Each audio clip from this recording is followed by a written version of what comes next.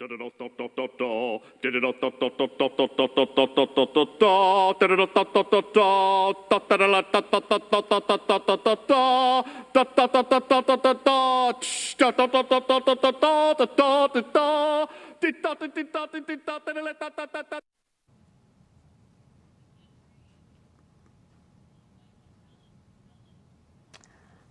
and welcome to the Rowan Rundown. My name is Jessica Golnick, and I am your host as we discuss campus life here at Rowan University. Our first segment today asks the question, what are the best housing options on campus? Holly Point is the newest dorm option, but does that automatically mean it's the best? Here's what the students had to say. So I've stayed in Evergreen, Rowan Boulevard Apartments, 220 Apartments. That's it. This is actually my first semester. Highly recommend. So much easier to get classes, so much quicker to get the food. Like, it's really great. Okay. I live right up in Mercer right here. I live in Edgewood, right over there. I lived there last year and I lived there this year. I actually really like it. I live in 230 Victoria. I've also lived in the townhouses. I live over in Nexus 220. Yeah, I lived in the townhouses last year. They existed.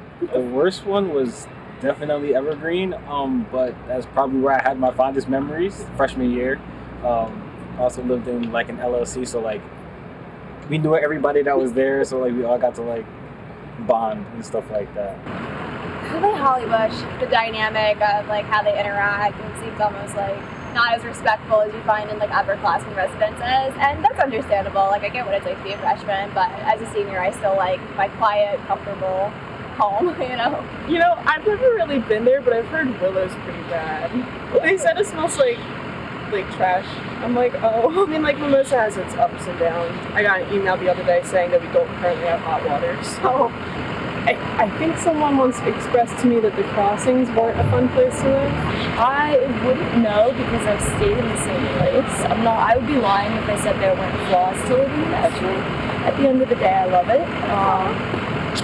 I don't know, if I had to guess, I hear Triad's pretty bad. Probably Edgewood. Going to a friend's apartment, I saw his apartment and there was like crickets everywhere. It's pretty dirty. Yeah, it was pretty bad. A big part of living on campus is how you get to class. Whether you walk, drive, or ride a bike, it all gets you to your destination. We went out and asked students what their preferred mode of transportation was and their daily routine for getting to class. I live on campus. I'm a CA here. Yeah, at Edgewood. I live on campus, the 223 building. I live in Holly Point. I live on campus. I live on campus. I'm a commuter. Getting to class for me is like I walk really slow, listen to music, chill. I don't rush. Sometimes I drive from Edgewood to class, or sometimes I walk. I'm in a frat, so I usually just have like pledges pick me up and like drop me and stuff. But sometimes I walk. I walk. I walk to class. I usually just walk to class. I walk. I walk. I walk to class. I drive. I walk and drive sometimes. My walk to class is like about 10 to 15 minutes. Like 12 minutes. My furthest walk to class is probably either Bunce or Wilson, so it's not terrible, like 15 minutes usually. My commute is about 15-20 minutes. Farthest walk is about 5 minutes max. I try to listen to a new album every time, or sometimes I listen to podcasts, but mainly music, I would say. Literally nothing. I just stare at people. I'm a people watcher. I observe. Stay entertained. I just listen to music. Yeah. I listen to rap. I don't have like a favorite song, but I would say I like listening to Uzi or Nav. I just want to rock by Lil Uzi. I just want to rock by Lil Uzi. It's like really niche, but it's called Mood Swings into Order. It's by DPR Ian. They're like he's like a Korean artist. He's really cool. I really like that album a lot. Big Harry Styles guy. I listen to a lot of Harry Styles. Novocaine by Frank Ocean. Some Led Zeppelin. That's what I've been listening to. A lot of Led Zeppelin. I kind of just listen to anything that I'm like in the mood for that day. I don't really listen to any music on my way to class. Just kind of think about what I'm going to expect. Now that we know how students get to class, let's see how they feel about people on bikes, scooters, and skateboards. Students were also asked how they feel about others navigating on the aforementioned wheels. Our reporter, Argy, has the story. Hi, my name's Archie Karapolitis, and we are asking people about their opinions about bikes, scooters, and skateboards on campus. My opinion on skateboards and bikes around campus, not a big fan of it. I feel like I'm going to get taken down by one of these days. I also think it's kind of unsafe to ride them around campus with all like the cars, and like I feel like no one really stops for you during like in the crosswalks. It's really just a good way of getting around, even though sometimes it can be a little dangerous on the roads and everything with cars and other people, and especially when nobody looks before they cross the street. As a walker on this campus, I would say constantly hearing on your left, look out, get out of the way. It's definitely tough, but I also understand from their perspective, they can get to and from a location a lot faster than I can using that bike or scooter or skateboard. Maybe if we got them their own lane, like a bike scooter lane, maybe something like that on this campus where we can't walk there, but they can commute very fast. I've been skating around Rowan since I started, and it's always been a good little DIY park. I really like the fact that stuff around the park is kind of cycled in and out and constantly moved around. Like sometimes it's cool to see new setups like that. I don't know too much about bikes, scooters, all that other stuff, but it's pretty cool. Yeah, pretty dope. The bikes, skateboards, like any form of transportation to your classes or dorms doesn't bother me at all. Like I feel like if you need to get to class at a certain time, then they're very like efficient. And yeah, I like scooters and bikes. Skateboards are pretty cool. I mean, I spent my childhood on a skateboard and a bike, so I mean, they're kind of natural to me. So I've been enjoying it, and I love this thing because it just helps me get around campus pretty fast. So yeah, can't complain. It's been a good time. Yeah. Arguably, the experiences students have while in college are the most essential parts of development. Good or bad, college is a mixed bag of everything you did and didn't expect. Whether that's the relationships we make, a career change, or simply deciding what to eat for lunch. Ben Silber sat down last week with one of Rowan's RTF students and asked him how his experience is going so far. Hello everyone, my name is Jared Matteo, and today I am here with Ben Silber, who is a senior and a radio, television, film major here at Rowan University. So Ben, what's your experience been like having the radio, television, film major? What's your broad experience, college experience? Yeah, I've had a really great experience so far. RTF has really given me the opportunity to explore my creative abilities and see what I could do with, a variety of aspects, editing, acting, writing, anything like that. It's a lot of fun. Have you always been a radio, television, film major? So actually, no. About this time last year, I switched majors. Really? I was an education major previously. And I just kind of realized that it wasn't for me. What made you want to switch from an education major to a radio, television, film major? So I've known since I was a kid that I wanted to be in the entertainment industry. When I was 5 years old, I would take my dad's computer, put on his webcam, and make these comedy videos. And is that what you found to have the most fun with? Absolutely, and ever since then I've been creating and working on things like that. But out of high school I was thinking, what do I want to do with my life? And I thought education would be a better option because of the job security there. So I went with that, but I kind of had that little bit of regret the whole time. So what kind of projects have you been working on in, like, let's say, the past year or two? So lots of videos. I usually like to do improv for things. So I do like sort of comedy things, sort of think of it on the fly. That's how I work best. And a lot of fun things like that. And I get experience with editing as well through that. Is there anything that you learned in education, like during the education major, is there anything you learned from those experiences that you can say that you like carried over to learn it to when it came to radio, television, like any skills that you learned that you were able to pass on? That's a great question. I'd say I took a lot of psychology classes in education. What was it was that really like for you? interesting learning about the way other people think, and then using that towards something like improv and there you go. Crafting a joke so that you could see how the other person would Being react. able to expand your personality is the perfect thing for comedy or improv. Absolutely, 100%. All right, well, Ben, I'd like to thank you for staying here today and for the interview. Thank you. Is there anything you would like to say to anybody out there who's maybe thinking about just changing majors or still thinking about what they want to pursue in life? Any comments? I'd say it's never too late. That's a very good statement. I'd say talk to your advisor, go on DegreeWorks, see what your options are, and definitely follow your passion. All right. Thank you very much. Thank you, Ben. Thank you. Back to the studio. All right, taking a little break here. The current graduating class, for the most part, are part of Generation Z. This generation grew up with social media, and it plays a large part in their daily lives. Recently, Twitter is all over the news for some fairly controversial reasons after multi-billionaire CEO Elon Musk bought it for $44 billion. That's enough to make Dr. Evil's head explode. After that went down, we went out and asked Rowan students for their thoughts and opinions on the purchase. Hello, my name is Joey Valenzuela. My name is Danny Ryan. My name is Nolan. Rita. My name is Jason Joseph. So my name is Jesse Soriano. Yes, my name is Pat. Bella. Savion. And that's Joaquin. My name is Chris. How do you feel about Elon Musk buying Twitter? He bought Twitter. I don't use Twitter, so it doesn't really make any difference to me. My mom is very against it, though. It's definitely interesting. I don't love the idea that like this private billionaire is gonna have so much control over like that spread of information. Giving free speech, I mean, everybody has a right to the freedom of speech. So I'd say it's a good thing he's doing. I think he's a really good businessman.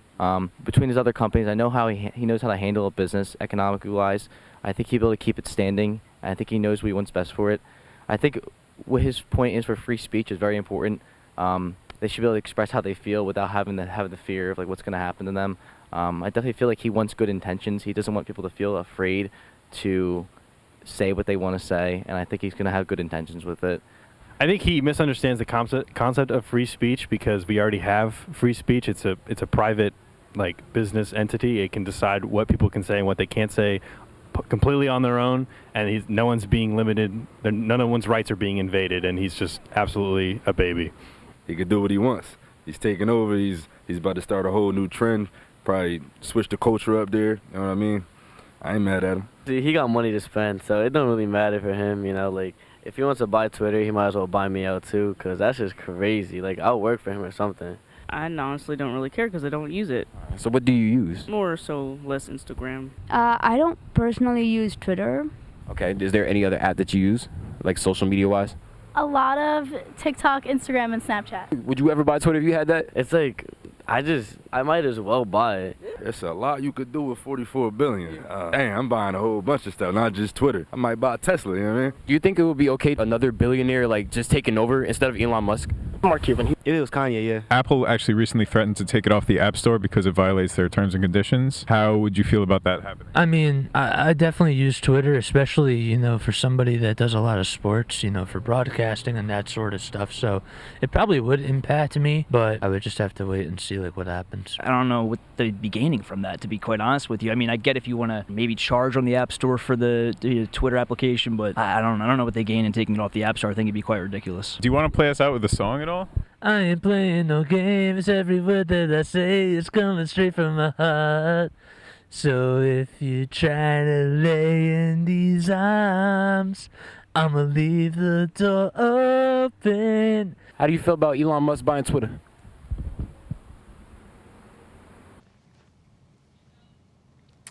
The most crucial thing to do after graduating college is to find a job. Some students already have a job and feel like they've lived a lifetime because of it. Whether it's part-time, full-time, or seasonal, the jobs we have now only help us in the long run. Our reporter, Elaine Miller, asked one student how he managed working and going to school on top of that. I'm Elaine Miller. I am here with Matt, who's going to tell us all about his last job at Chipotle. Yes. I worked at Chipotle for 2.5 years. It had an ups and downs. You know, started out good and then just slowly dissolved into corporate manifest, I guess you could say. How did it start good? I just started out crew member. I was 17 years old, so I couldn't be a manager yet. People were good. My boss was good. A lot of friends there. It was just a nice environment to be in. And then just it slowly built it up to now I'm 18. they want to promote me because I'm a decent worker. So they say. Things were different. Yeah. It was the same, but it was different.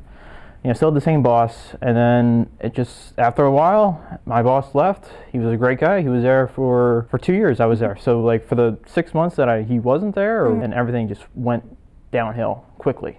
So yes, his leaving was the first red flag. Oh yeah, it was the first red flag, and like a month later, the other managers started leaving the different stores because they were all struggling and we were fine. So not enough employees for all the work. Yes, that's what it really boils down to eventually. I think it was, I don't know, November, December, I had 2 people on a shift. It was myself and one other person. It was just 2 people. I mean, towards the end of it, it was just, short staffing issues, and then it was issues with minors working. It wasn't our store in particular that had the issues, because we were within New Jersey's law. Yeah. Did you at least get free Chipotle for all this? I did, every day. I probably put on about 15 to 20 pounds of Chipotle meat. Looking back, I probably shouldn't have eaten all that much. Yeah. But it's free. Were there other nice benefits? They did offer student help and insurance.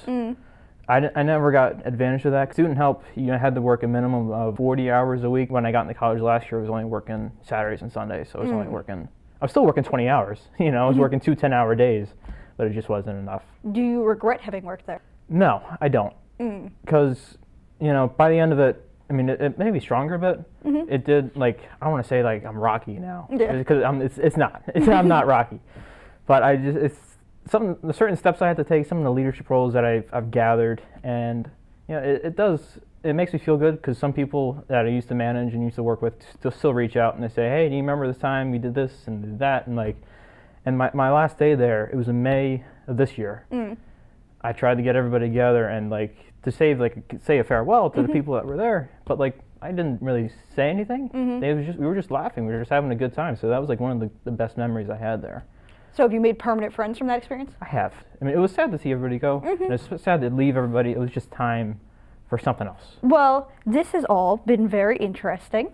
So I want to thank you for coming down here to tell us all about Chipotle and all your experiences at it. Thank you. There are many jobs and opportunities available here for students on campus. We have dozens of different types of majors and departments. If you're into writing, the Rowan Glassworks magazine is available to you. One of our reporters, Ileana Pineda, interviewed the editor-in-chief of the magazine this past week to ask about the work she does. Hello, I am Ileana Pineda, and today I am here with Professor and Editor-in-Chief of a literary mag, Katie Budrus. Hello, thank you for being here on the show today. Can you give us a brief introduction of who you are for those viewers out there who don't know who you are? Yeah, absolutely. So I'm a lecturer in the Writing Arts Department here at Rowan University. I'm also the program coordinator for the Master of Arts in Writing. So I teach creative writing courses both at the undergraduate and the graduate level. And then as editor-in-chief of Glassworks, I oversee the student editors for the literary magazine. So this is a lit mag housed in the Master of Arts in Writing program. We accept submissions from people all across the country, all around the world. The students act as editors for the magazine underneath my advisement. Oh, nice. That's a really cool opportunity to get students involved with the lit mag. Yeah. How did you discover Glassworks? Sure. So Glassworks existed a long time ago at Rowan in the 60s and 70s, before there was even a writing arts department. It sort of fell off after a while. There just was nobody really to run the magazine. And so in 2011, the department decided to revive it as part of our MA program. So it was started with a few other professors, and then the one who was the editor-in-chief before me, Amanda Frederick, her contract was ending. She was leaving for other opportunities. And so there was a position for an instructor specifically to take over Glassworks. So that's when I applied for the magazine. I had worked on a similar lit mag in college and then in my own graduate studies. So I was really interested in taking that kind of position, taking the experience I had from my own student experience and bringing that to students as well. Nice. Since taking over as the editor-in-chief, how has the magazine evolved and changed over time under your management? Yeah, I think one of the first things that I did when I took over as editor-in-chief was set a clear publication schedule. Prior to that, when the magazine was just kind of restarting, I think they were kind of throwing spaghetti at the wall to see what stuck, right? Yeah. Trying to see what would work and just publishing an issue whenever they were ready and had enough content. But I really wanted some consistency to the magazine. So I decided that we would publish 2 issues a year, one in the fall, one in the spring. So October 1st and March 1st seemed like good deadlines for that. That also meant that the students who take the class editing the literary journal in the fall, which is part of what produces the magazine, they weren't going to be able to put that issue together because it's too quick, right? So the first thing the students in the class do now is proofread the issue that the students before them had put together. And I thought that that was a logical way to progress things too, because then the students get sort of introduced to a finished version before they have to try to make one.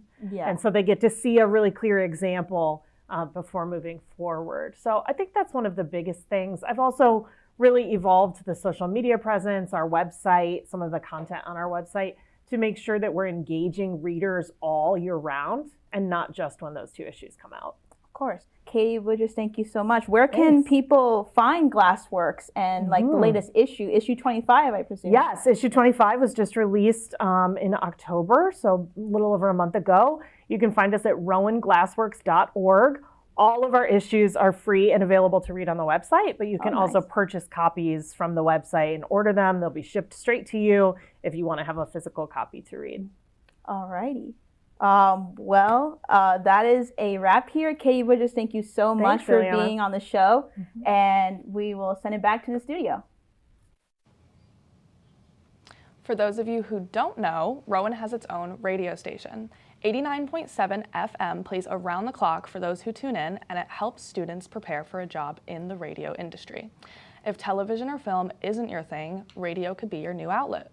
We sat down with the assistant radio manager at the station, and this is what he had to say. Rowan Radio is Rowan University's college radio station. It operates on 89.7 FM, broadcasts on RowanRadio.com. It's 24 hours a day, 7 days a week, 365 days a year. It is a real radio station, staffed by over 70 college students here at Rowan.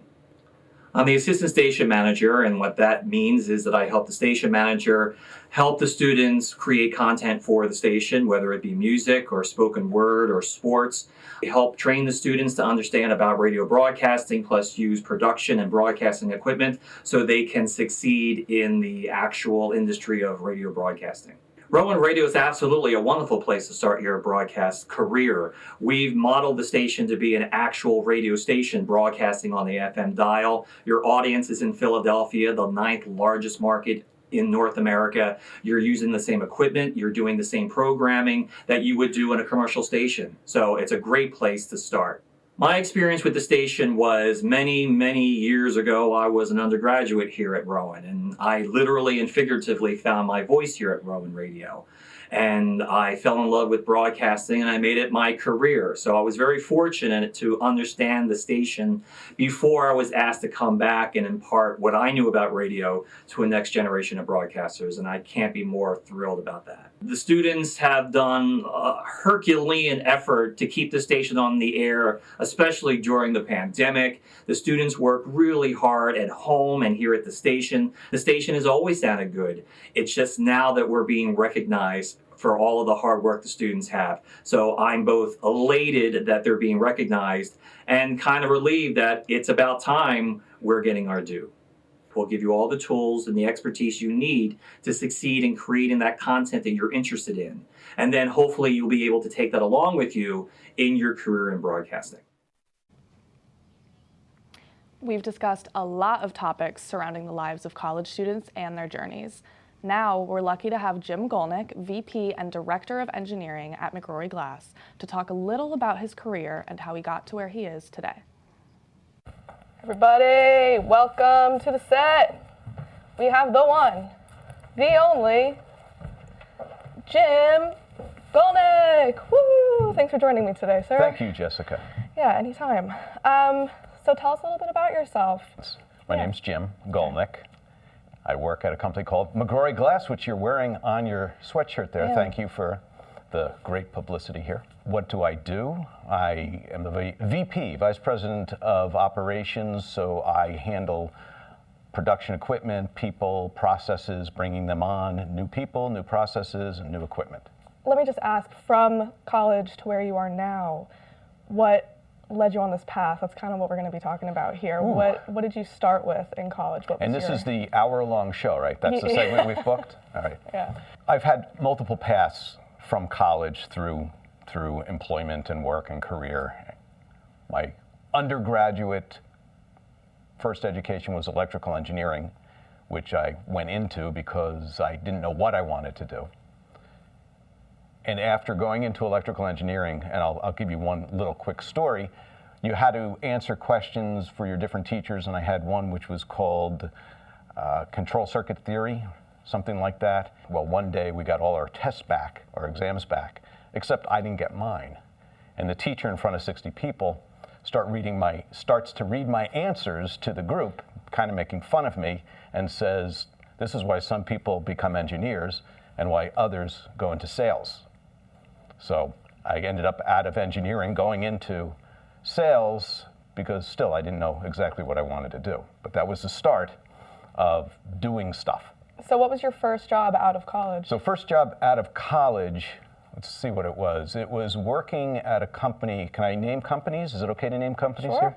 Amano America, which was the American division of a Japanese company called Amano. They did time and attendance, parking, and some other stuff, data collection systems for factory floors.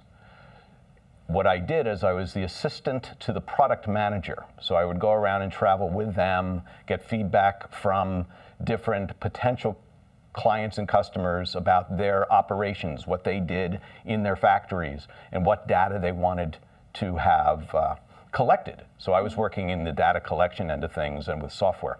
So for the first 6 months of my career, I did that, but a lot of the time was spent in the office where I got very bored and would fall asleep on the computer, which led me to, I can't continue to do this. So since you couldn't continue to do that, that led you to then... You want to know what I did next? Yeah. I left that job and I took a job at a health club, opening up at 5 in the morning. It was a racquetball club and a gym where they had tanning as well. And so I just would do that. I was trying to figure out what to do with my life. And I think that's one of the things that we want to talk about, is that it's doing things and maybe changing your paths quickly and rapidly to figure out where you want to go. Even if you don't know, pick something. And that's what I did. It's like, okay, I'll do this until something else comes along. Sure. So when did the something else become glass manufacturing? It took a long time. I was in 2 companies that did work with glass. They dry ceramic ink and fire ceramic ink on glass, where the ceramic ink actually becomes embedded in the surface of the glass, like for windshields. And our company would create the systems that would not only bend the glass into the shape, but would also dry and fire the ceramic ink on the glass. So that was my entry into glass. So that all has led you to now where you have finally settled and have been at for over 10 years now, which Yes. is McGrory Glass. And why haven't you left? What has made this your, okay, I'm going to stay here company finally? So those jobs I spoke about were probably 1/10 of what I did. I also was in selling glass software. I did a lot of sales of equipment, sales of services, sales of software, and a lot of that was in the glass industry. So when I started working into more sales of glass equipment, I learned about cutting equipment and polishing equipment and tempering and laminating. Part of the heat processing company, I did lab experiments where I would paint things and dry them and cure them. So where I am today at McGrory Glass, we ended up doing all that, and I brought almost all those processes into the company. So what started off 12 years ago as a company about 1/4 of our size has grown because I was able to take all those things that I learned over the years and use that experience all of a sudden in this one company. And these were sometimes processes we never did, and they were completely new, and some were things that we were selling as the company, but we're having other people do for us, and then we brought them in-house. So I would bring the equipment in, find people, we would headhunt, try to take them from another company. So why am I still there after 12 years, after my average tenure before that was probably 2 years at a company? Yeah. Was because of all these different things I am able to do now. And you feel fulfilled by that? I'm fulfilled, absolutely fulfilled. All right, well, thank you so much for joining me today. It's been great to hear about your career, how you've grown, and where you are now. It was wonderful getting to talk to you. Thank you, Jessica. Thank you for inviting me here to, where are we today? Rowan. Rowan University. Rowan University, where you. you can eventually become one of him, if you want. Or two. Or two. Well, that's all the time we have for today. We hope that all of you watching at home enjoyed the program. My name is Jessica Golnick, and from all of us here in the studio, we say thank you, and until next time.